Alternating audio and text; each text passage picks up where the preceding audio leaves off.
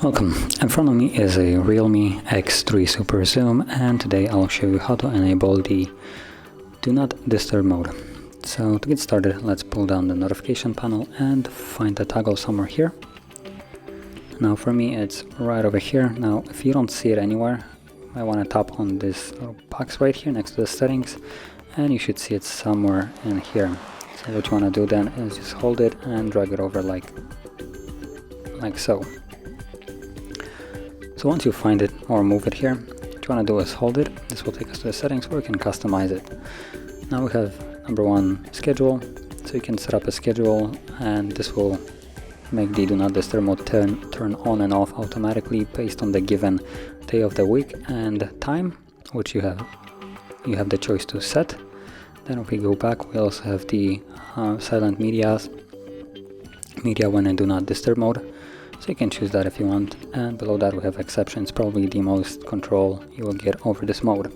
So exceptions for notifications, you can choose if you want them to show up, do not show up, whatever. You can choose here whatever you want.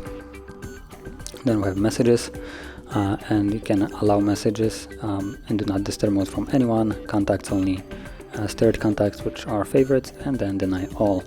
The same options are for calls right here, with the difference with being that if you choose the deny all, you still have the check mark right here, ring for repeated callers, which will allow someone to still reach you even though they should not be able to, because deny all, but they only can reach you if they call you twice within a 3-minute period.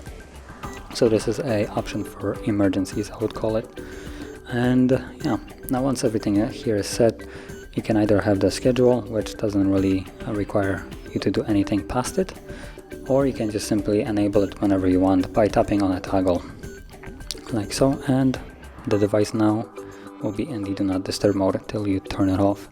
And to turn it off, just simply go back to the notification panel and tap on the toggle once more to turn it off. So if you found this video helpful, don't forget to like, subscribe, and thanks for watching.